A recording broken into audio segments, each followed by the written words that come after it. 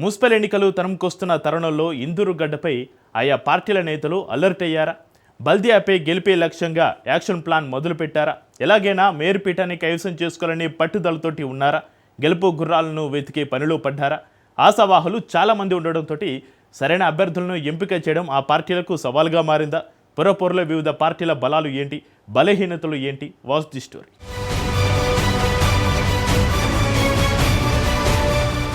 Nizamabad urban political heat ఒక్కసారిగా పెరిగిందట. Municipal ఎన్నికలకు త్వరలో నోటిఫికేషన్ వెలువడనున్న నేపథ్యంలో అన్ని రాజకీయ పార్టీలు అలర్ట్ అయ్యాయట.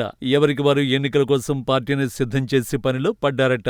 వార్డుల వారీగా రిజర్వేషన్ వెలువడటంతో అభ్యర్థుల ఎంపిక ప్రక్రియ వైపు దృష్టి సారించారట. ఆశావహుల క్యూలైన్ పెరగడంతో ఎవరిని అభ్యర్థిగా ఎంపిక చేయాలనే అంశంపై మల్లగుల్లాలు పడుతున్నారట. రాష్ట్రంలో అధికారంలో ఉన్న కాంగ్రెస్ పార్టీ ఇందూరు బల్దియాపై ఈసారి ఎలాగైనా కాంగ్రెస్ జెండాను ఎగరేయాలనే పట్టుదలతో ఉందిట. అయితే రాష్ట్రంలో ఎక్కడ లేని విధంగా నిజామాబాద్ జిల్లాకు CM Revanth Reddy 5 corporation chairman పదవుల్ని కట్టబెట్టారు. మానాల మోహన్ రెడ్డి, ఈరవత్రి అనిల్, అన్వేష్ రెడ్డి, తాహిర్ బిన్ హందాన్ వంటి వారికి పదవులు కట్టబెట్టారు. దీనికి తోడు నిజామాబాద్ అర్బన్ కాంగ్రెస్ ఇన్ఛార్జిగా ఉన్న షబీర్ అలీ, బోధన్ ఎమ్మెల్యే సుదర్శన్ రెడ్డిలకు ప్రభుత్వ సలహాదారులుగా పదవులు కట్టబెట్టారు. ఇందూరు బల్దియాను గెలిపించే బాధ్యతను సీఎం రేవంత్ రెడ్డి వీరందరి భుజస్కంధాలపై పెట్టే అవకాశాలు ఉన్నాయన్న వార్తలు వినిపిస్తున్నాయట.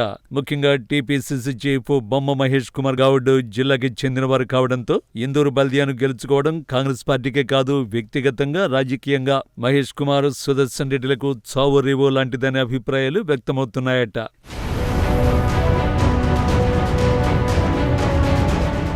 ఈ మధ్య నిజామాబాద్ నగరంలో టీపీసీసీ చీఫ్ మహేష్ కుమార్ గౌడ్ ఎక్కువగా పర్యటిస్తున్నారు. పార్టీ నాయకులు, కార్యకర్తలతో సమావేశాలు జరుపుతూ మున్సిపల్ ఎన్నికల కోసం సమాయత్తం చేస్తున్నారట. వార్డుల వారీగా ఆశావహుల లిస్టు తయారు చేయించి వారి బలాలు, బలహీనతలపై సర్వే చేయిస్తున్నారట. ఒక్కో వార్డుకు కనీసం 3 బలమైన అభ్యర్థులను గుర్తించి లిస్టు తయారు చేసినట్లు పార్టీ వర్గాల్లో చర్చ జరుగుతోందట. అయితే నగరంలో బలంగా ఉన్న బీజేపీని ఎలా ధీటుగా ఎదుర్కోవాలనే అంశంపై తీవ్రంగా రాజకీయ వ్యూహాలకు పదును పెడుతున్న కాంగ్రెస్ నేతలు బీజేపీలోని కోవర్టులపై, ఆ పార్టీలోని అసంతృప్తులపై ఫోకస్ చేస్తున్నారట. మరోవైపు కమలదళం కూడా నిజామాబాద్ బల్దియాపై ఫోకస్ పెట్టిందట. గత ఎన్నికల్లో త్రుటిలో చేజారిన ఇందూరు బల్దియా కుర్చీని ఈసారి ఎట్టి పరిస్థితుల్లోనూ చేజిక్కించుకోవాలని కార్పొరేషన్పై కాషాయ జెండా ఎగరేయాలన్న కసితో ఉన్నారట. ఇందుకుగాను నిజామాబాద్ ఎంపీ అరవింద్ తీవ్రంగా అండర్ గ్రౌండ్ వర్క్ చేస్తున్నారట. ఇప్పటికే పార్టీలో ఎవరెవరు ఎలా ఉన్నారు, తమ వారెవరు, కోవర్టులెవరనే అంశాలపై కూడా రహస్య సర్వే చేయిస్తున్నారట. అన్ని విషయాలను, అందరి చిట్టాను అరవింద్ తన కాడికి తెప్పించుకున్నట్లు సమాచారం. గతంలో బీజేపీ టికెట్పై గెలిచి వ్యక్తిగత ప్రయోజనాల కోసం ప్రలోభాలకు గురై బీఆర్ఎస్ లో చేరిన వారిలో కొందరిని ఎట్టి పరిస్థితుల్లోనూ కాషాయ జెండా నీడను కూడా తాకనివ్వకుండా జాగ్రత్త పడుతున్నారట. పార్టీలోకి కొందరిని తిరిగి తీసుకుంటున్నప్పటికీ వారికే మళ్లీ టికెట్ ఇస్తారా, ఇవ్వరా అనేది మాత్రం ఎక్కడ గ్యారంటీ ఇవ్వడం లేదని పార్టీ వర్గాలు మాట్లాడుకుంటున్నాయట. మరోపక్క అర్బన్ ఎమ్మెల్యే ధన్పాల్ సూర్యనారాయణ గుప్తాతో పాటు పార్టీలోని అందరినీ కలుపుకొని వెళుతున్నారట ఎంపీ అరవింద్. ఇదిలా ఉంటే గులాబీ పార్టీ పరిస్థితి మరోలా ఉందట. గతంలో ఓ వెలిగిన గులాబీ పార్టీ ఇప్పుడు మసకబారుతోందట. ఓ పక్క కాంగ్రెస్, బీజేపీ కార్పొరేషన్ ఎన్నికల కోసం అన్ని విధాలుగా సమాయత్తమవుతుంటే బీఆర్ఎస్ మాత్రం కదలకుండా ఉండిపోయిందనే అభిప్రాయాలు వ్యక్తమవుతున్నాయట. ఆ పార్టీలో ఎలాంటి హడావిడి కనిపించడం లేదట. రాష్ట్రంలో పార్టీ అధికారంలో లేదనే నిరుత్సాహంతో ఉన్నారట.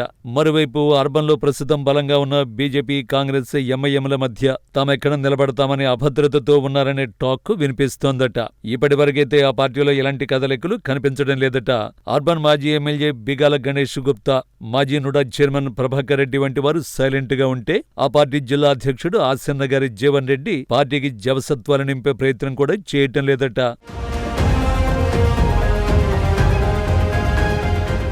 ఇక నిజామాబాద్ కార్పొరేషన్ పరిధిలో ఎంఐఎం పార్టీ బలంగా ఉంది. మిగతా పార్టీలతో ధీటుగా పోటీ ఇచ్చే స్థాయిలో ఉండడంతో ప్రధాన పార్టీలైన బీజేపీ, కాంగ్రెస్, బీఆర్ఎస్ కూడా ఆ పార్టీ బలాన్ని దృష్టిలో ఉంచుకుని వ్యూహరచనలు చేయాల్సిన అవసరం ఉంది. కిందసారి జరిగిన కార్పొరేషన్ ఎన్నికల్లో అప్పటి అధికార బీఆర్ఎస్ పార్టీ కన్నా 2 సీట్లు ఎక్కువగా గెలుచుకుని అత్యధిక సీట్లు సాధించిన రెండో పార్టీగా నిలిచింది. కార్పొరేషన్ పరిధిలో 60 వార్డులుండగా బీజేపీ 27 సీట్లు గెలుచుకుని అత్యధిక సీట్లు గెలుచుకున్న పార్టీగా సగర్వంగా నిలిచింది. గెలిచింది. ఎంఐఎం 16 సీట్లు గెలుచుకుని 14 సీట్లు గెలిచిన బీఆర్ఎస్ పార్టీని 3వ స్థానంలోకి నెట్టేసింది. కాంగ్రెస్ పార్టీ కేవలం 2 సీట్లు మాత్రమే గెలుచుకోగా ఇండిపెండెంట్ అభ్యర్థి ఒకరు గెలిచారు.